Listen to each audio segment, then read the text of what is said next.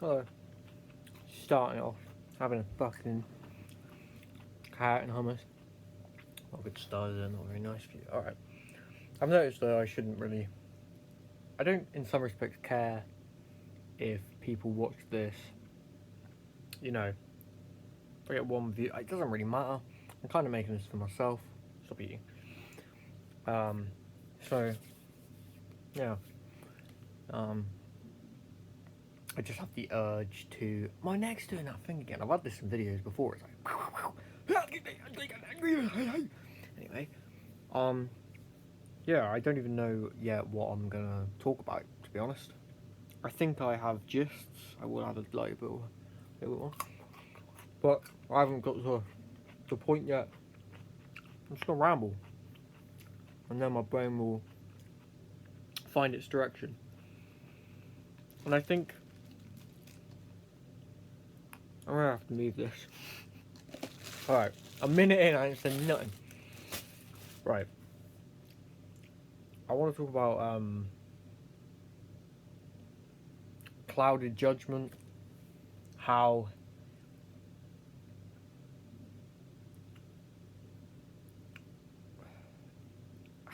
the biology of us and the soul, or the presence in which is in the biology, correspond. Um, and for many people, including myself, that's a difficult. It's difficult every single day because of brain damage, because of my illness, because of loads of different reasons. Um, I've recently stopped smoking weed every day. Um, I fell back into the trap of convincing myself that I should smoke weed when I was in a city where doing drugs and drinking and stuff was quite the norm, and I kind of put myself into that situation, and I have symptoms, visual snow, I have wavy vision, look at something, look away, it's still there, this is all spinning, things like that, pain, chronic pain and stuff, and I found relief from some of these symptoms while I smoked weed, and I'm still deciphering whether it was because um, it actually was generally making the biology, the neurons inside of my head, filter differently to the point where my symptoms were less, or I was just in a dazed and confused state, and convincing myself otherwise. Because I still went through like having quite severe pain, and but it made my mental health worse, no doubt, because I wasn't being true to reality, and I wasn't taking the leap forward to actually experience life in a fundamental way. I was just escaping my reality for fun and a sense of comfort. And um, I don't know. I actually have forgot. Um, I forgot whether like common people who don't have brain damage and stuff, whether they have foggy brains, and um, they have a disconnect with depersonalization, where it's like a disconnect between you and your ability to think clearly and things like I'm having right now. I forgot, but as I sit here with symptoms being really escalated, like everything I look at is doubling itself and all these things, I sit here with uh, courage and um, some pride in myself, if I'm honest, because it's not taking over my mental health. I'm still able to um, think clearly in the respect of loving myself, not letting it become my life and pain, and I'm still going through the day to day of everyone else while still maintaining um, a beauty for life and stuff, and still maintaining a love for the experience of life. Um, and you know, I know that a lot of people in society these days struggle with a lot of mental health pain, despair, feeling like they're not good enough, and all these feelings that we go through. And I believe that, through the experiences I've gone through and still go through, there's a silver lining where you still can appreciate life, love life, whether in pain or not. Um, and, you know, we're living in a crazy time right now where so many people have just been living a dulled, comforted life inside their own reality box, um, where they, have been binge watching Netflix and that's been normal. All these things. It's the clearer it becomes, the more you identify to yourself, the more you identify with yourself. You see the patterns and the ridiculousness of how a lot of people view life and how we've been taught to view it. And like Bim's watching TV all day, and um, it's okay to, you know, um, eat shit and think shit. And now we justify it, and we have forgot the sole meaning of words and the primal power of what each word that comes out of our mouth indicates towards not even just us as people saying it to each other, but on a energy level. On we the more you look into where words come from in each particular word, the more you see that the word isn't just the dictionary preset part of it. It has much more meaning, and it's way more profound than that.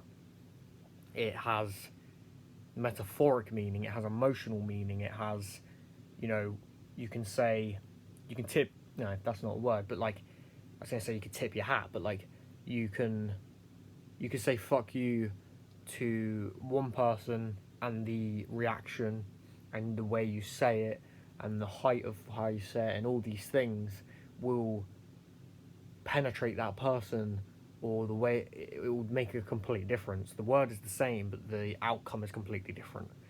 And um, as we live in shifting mad times, which things are going to shift, things are going to change dramatically, and I thank God, I thank myself for, not myself, I thank God for um, the journey to be able to get here, and realize, even while I still walk down the street and look at a car, look away to the pavement again, the pavement's waving but the car's still there, and that used to cripple me and make me want to fall into my pit of hell. uh, Now I can still, well, just live and love and feel the air. And I think I've got to a point where I just don't allow. Um, I'll talk about eye floaters because I know a lot of people, and I'll actually video. I'll call this video something with eye floaters in it, because I think I have a lot of people who have looked upon this channel uh, for comfort or knowledge about eye floaters, because I put videos up years and years ago when I had eye floaters. I will go into that actually now. Yeah, I had operations for um, my eyes to get rid of eye floaters. I did that, and they didn't go according to plan.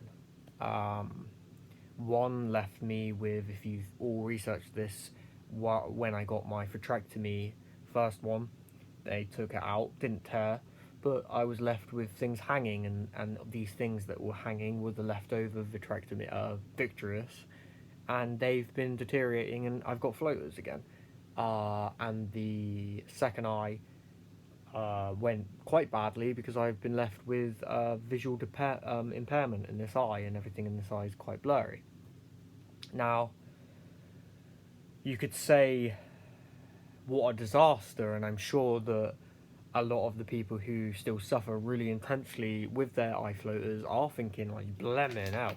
But as I speak right now and I say to you, you know, I'm still living with floaters, not as many, but I'm still living with floaters, and they came about quite.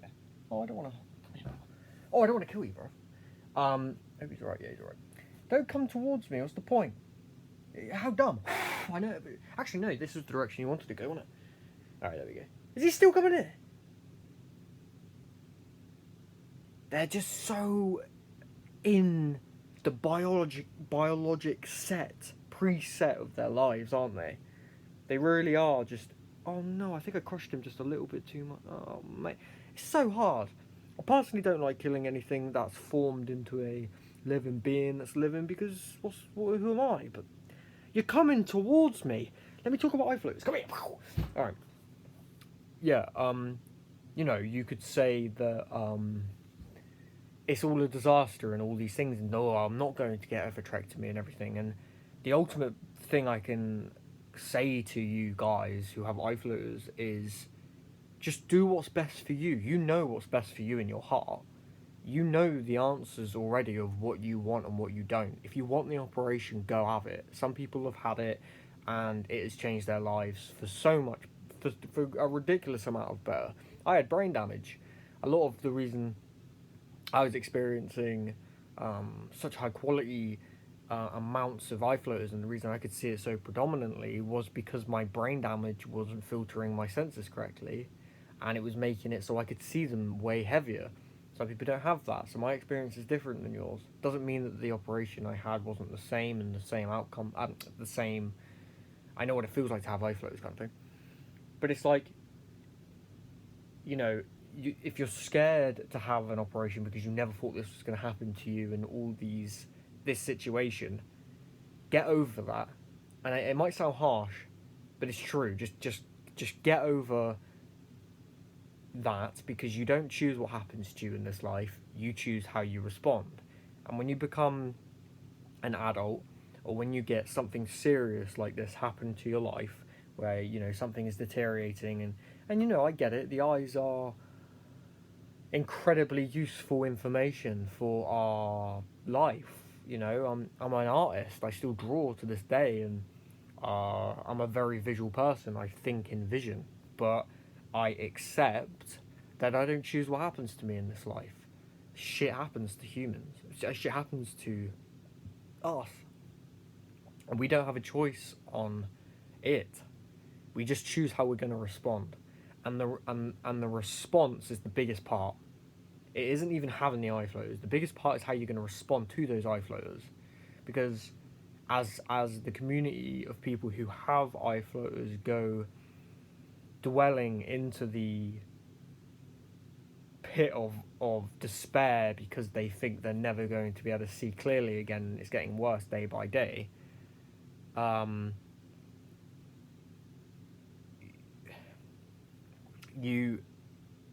There are people out there right now who have heavy eye floaters, guarantee have heavy eye floaters, and get on with their day. And people go, do you have eye floaters? And I'm like, yep. How many? I have, 60 in each. But how? And they're just like, I just do it. Because look, we can see through them, you know. We can see through them. It's just such a distraction. I get it. I understand. It's just such a sensory distraction. Especially if anything, it goes on it goes on everything, doesn't it? You look and it goes on everything. But you either accept or you do something about it. Now I couldn't accept, so I did something about it. The thing I did about it left me with scars in my eyes and made me have deteriorating vision to this day, just on my eyeball level, not just even my brain. But I accept. I accept that one day I could go blind. I have to. I have no choice. And I'm not saying I will go blind, who knows what the future holds, but I'm just saying that if you hold on to the pain that this isn't fair, you won't get anywhere and you won't be able to see clearly enough for what's the right direction for you next. Because there's always a right direction, there's always a direction to go after trauma, after a situation that has held you back. There's always a direction to go. Now, the longer you push back on that and want to stay and figure it out, the longer you're just cycling and you're spinning and spinning and nothing changes. So I say to the people who have severe eye floaters or eye floaters, make a decision now. Make the decision. Are you going to have this operation that can get rid of them, but you might be left with permanent damage? Or you won't. And then, it's a big chance you won't. I was one of the unlucky ones, right? Or you live with them and get on with your life. That is your options. Okay? You can't dwell in it anymore. Look at what our reality is becoming in society. You haven't got the time to just dwell in your life anymore if you want life. If you want to explore and live. There are many people like I don't just have eye floaters either, guys. Like, I have brain damage that I've told you what happens to my vision. You can imagine, right? People, especially with eye floaters, if you can imagine brain damage on top of that on your sensory vision as well. But there are many people out there who are blind right now, and they're having a lovely life. They're sitting there with a cup of tea. They're sitting there having the best time of their lives, and it's actually delusional to not think you could get there because it's reality. And when something's reality and you don't want to look at it, you're fucked. You're sitting in your head. Get out of your head, think clearly again, and make a decision. Yeah. And that's it, really. I might talk about eye floaters again on this channel. I might not. But that's what I have to say at this very moment. Make your decision. And people with visual snow syndrome, recently my visual snow syndrome has become severe again. So migraines, chronic pain in the face, inflammation, feeling in the face, everything I look at is spinning and all these things, and fatigue, and all, the spectrum of what we get, brain damage. And I guess I could say the same to you. It's a little bit of a bigger one. Don't get me wrong. I remember when I had eye floaters and I started to get other symptoms on top of that. I went into a complete despair. Tinnitus, everything that came. I went into a heavy despair. But as I went through and didn't kill myself and didn't die, you grow and you realize that life's a bastard, but you're not, and you can feel happy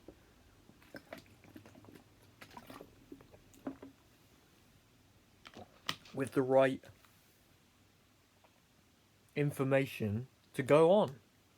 Oh, and yeah, no one's gonna get. This is the biggest thing I could say to visual snow people as well. It's like, no one's gonna get it. If they don't have it, they're never going to get it. You can say to them, "Oh, I get this, I get that," and da da da da. They're not going to ever viscerally understand what's happening to you. So don't entangle them in it. I know that visual snow can damage, and I think it did with me, the personality side of you as well. So you get crippled by anxiety, depression, not just because this awful thing is happening to you in your brain, but because it's actually happening in your brain. You're actually literally neurologically starting to change there. I understand that, but if you can just the only person who's going to care to the amount that you want is yourself. Um, People will say they care as much, but they ain't going to sit there. They're not going to take it from you. Do you know what I mean? If you gave it to them, they're not going to take it from you. And they're not going to ever understand. Accept that. Because it will make your relationships with everyone around you better. You're not going to dwell on, you're not going to put them in the hell. You're not going to put them in the hell. And eventually that will help you because, you know, you will find light in certain days where a symptom has decreased or you're feeling a little bit more yourself. And if you haven't bombarded and destroyed other people's emotional integrity, they'll be there way more for you when it's actually needed. Whether that's it's hard. What I mean by that is like you're living with something. You're living with this every single day of your life, and if you pour what you're internally feeling about that situation on everybody else around you, they're not going to be there for you when the call of duty is needed, when the actual fundamental, like your house is just burnt down or like you've just broken your leg. Like literally, it will get to a point where they're just like done because there's only a certain amount that people can give when it's negative energy, even if the negative energy you're not wanting to portray and place into other people's lives. Like there is a limit to the amount people can take, and you have to respect that. You have to. You're going to ruin your relationships with everyone around you if you don't. That means if you're in a migraine and you're watching a TV or a show and now you can't because you're fucking everything's spinning, or like I said, one of the biggest symptoms I've had recently is where I look at something, look away, and it sticks. I haven't really told a lot. I don't think I've actually told anyone that specific. I don't think I've really told anyone because that's mine, and what it's not going to do anything. It's not going to help anyone, including yourself. Shouting out to the world about your sorrows for ears to hear doesn't do anything. Shouting out to the world with your sorrows when it's the fundamental call of duty of your friends and family to help you, when it's not a daily basis thing like, oh, my house is burning down, or like somebody's shooting me. They're the understandable times. There's a balance, isn't there? And give yourself the benefit of the doubt. I know it's coming from your brain. I know your body is starting to deteriorate on you, but there's there's you, and then there's your body, and take care of your mind. Take care of your self, the self inside this vessel. Take care of that person. Um, don't bully them, because or don't bully God and don't bully the external, because you're just projecting negativity again. You're just projecting. You're spewing it. So just don't do that. It won't help anybody. Um, Society and everything's going to change soon. I feel it in my heart, and it's obvious.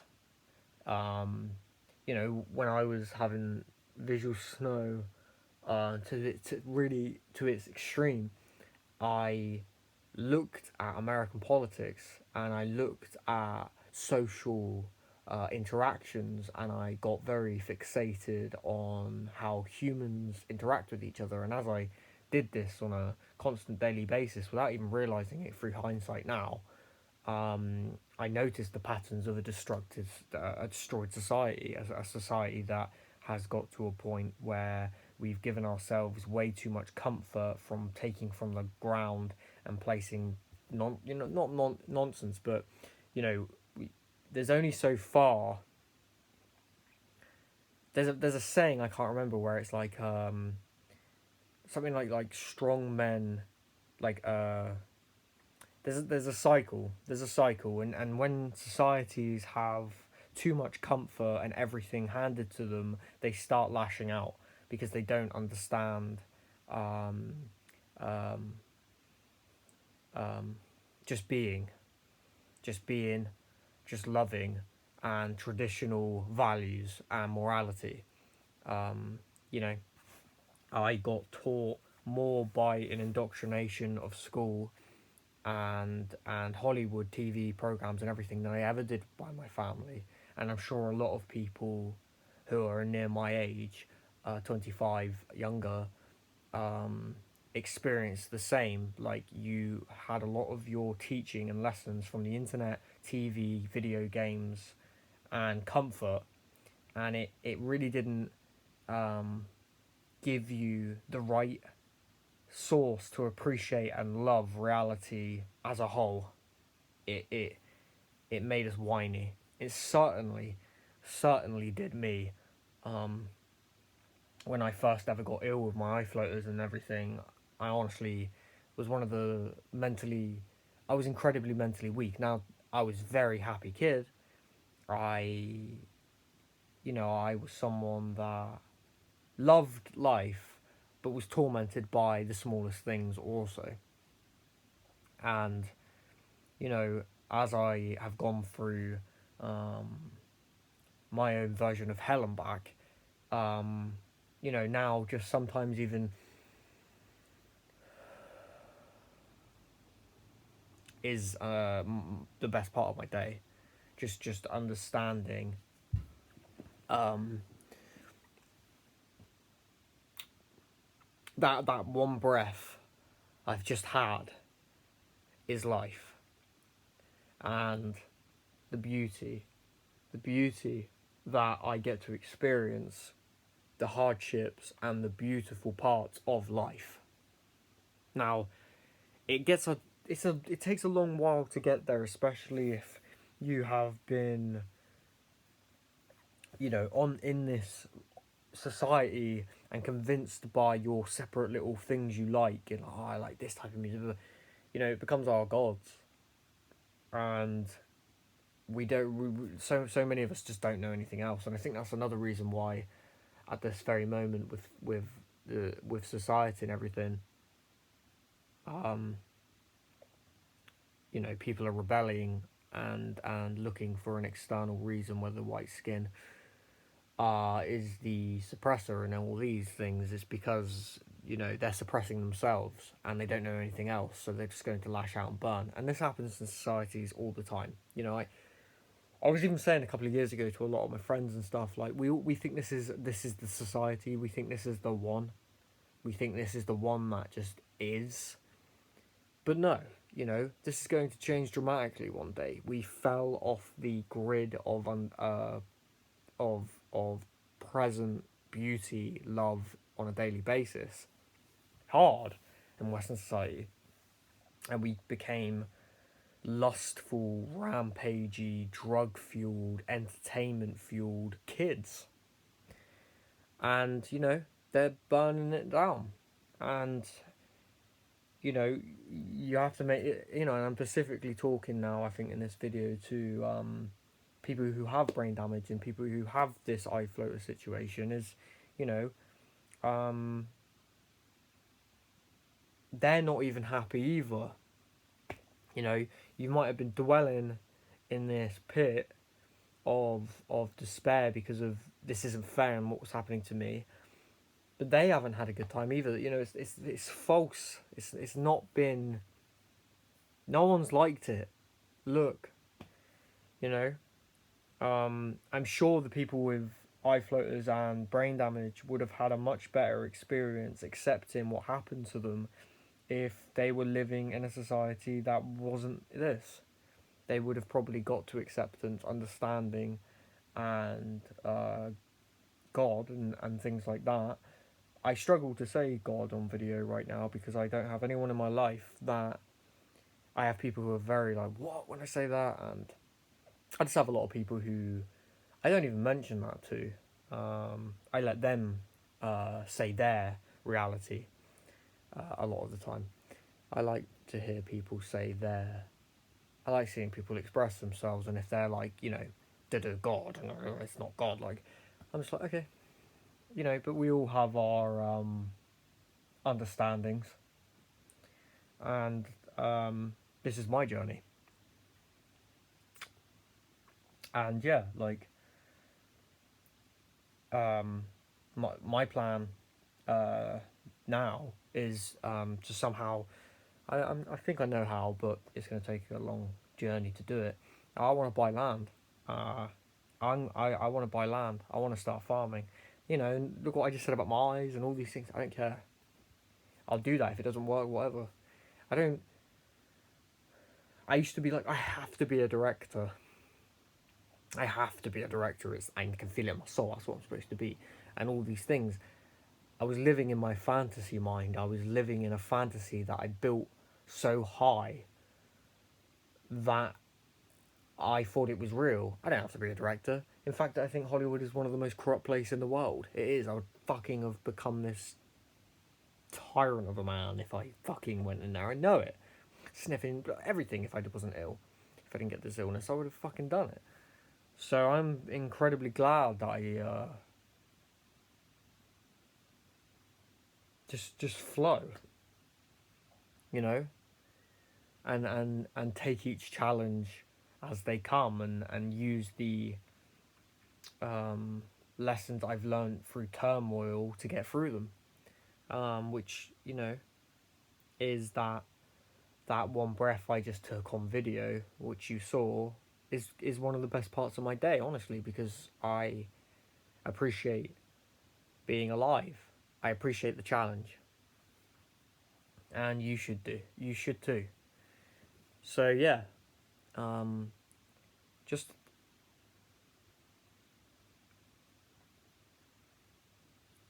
don't, and I say things very like object, like boom, but it's who I am, and I have wisdom, and that's not ego. It's truth. You always got to know who you are.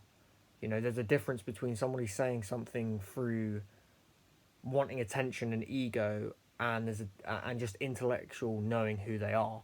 And I have wisdom, and don't look for anything outside of yourself to fix you. Ultimately, because it won't. It's not you. Don't attach yourself too much onto entertainment, celebrity, drinking, drugs, um, anything. This is your own individual journey, and you need to start believing in you and your soul, and that's God. So yeah, and you. So you have to surrender to the pain, allow it, accept it, and move forward. Because if you dwell in it, you will not grow. It's as simple. You won't grow if you dwell in anything. As soon as you dwell, you're staring and you're not moving, and you're fixated, and you are lost in it, and you're not seeing the whole picture anymore for your life. So yeah, I floated people and brain damaged people with visual snow. Accept and realize this is just your journey. And last thing I'll say with the iFlow situation is make a decision. Make a decision for your family and yourself, because I'm sure your family are finding it difficult, because I know what it's like. I'd say the same for visual snow people if there's an operation for us to have and there's all these limits. Just make the damn decision. If you're not going to do it, get on with your life. Just get on and find a new path of understanding to live. Or just pick up the phone tomorrow and get on and get that operation going.